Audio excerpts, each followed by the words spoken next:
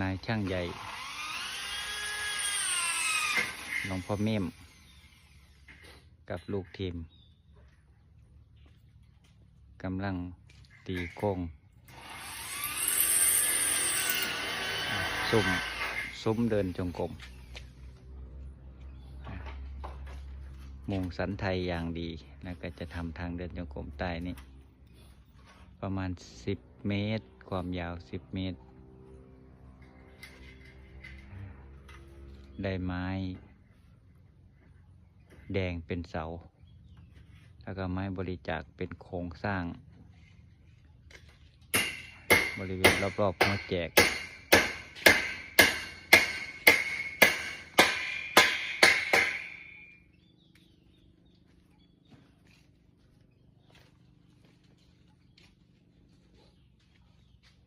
บรรยากาศ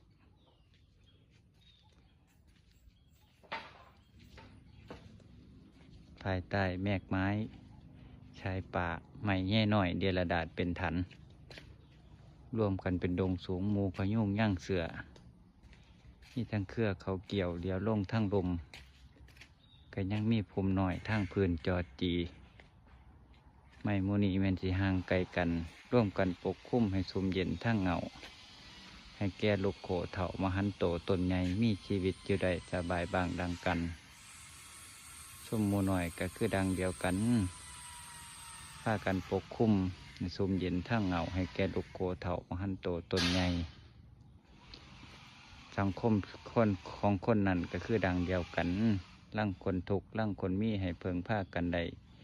คือจังเหื่อข้าแกงเกียนเห็นให้เกียนแก่เพิ่นว่าปัดเทือไปหอดน้ำเหื่อสิได้แก่เกียน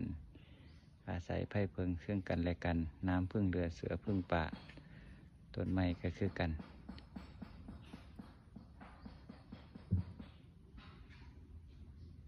ปาเตะมะค่าเตะ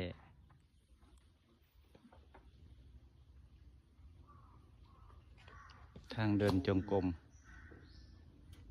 ทางเดินจงกรมมีความสำคัญกับพระภิกษุสามเณรโบราณเพิ่นว่าไปวัดคันเบิ่งพระให้เบิ่งวัดนั้นมีทางเดินจงกรมบ่อยู่ข้างกุฏิมีทางเดินจงกรมบ่มีหม่องฝึกภาวนาเจริญภาวนาบ่ถ้าดูพระเนรต้องดูทางจงกรมถ้าดูเจ้าอาวาส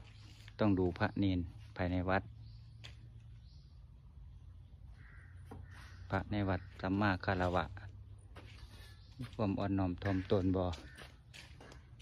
ห่มผ้าห่มแพรเป็นปริมณฑลดูเจ้าวาดต้องดูพระเนรดูพระเนรต้องดูทางจงกรมเพิ่นว่าสมภารดีมีธรรมนำพระเนรพระเนรดีมีธรรมสนับสนุนลูกศิษย์ดีมีธรรมคอยค้ำจุนย่อมค้ำกุลอารามตาเพิ่นว่าซั่นเด้ดังนั้นทางเดินจงกรมก็สำคัญสำหรับพระภิกษุสามเณรเป็นหม่องฝึกจิตฝึกใจกรรมฐานเป็นโรงงานฝึกจิตใจสิสะอาดบริสุทธิ์สิได้บุญได้กุศลก็คือการเจริญภาวนาเดินจงกรมนั่งสมาธิสวดมนต์ทำวัดพุทธ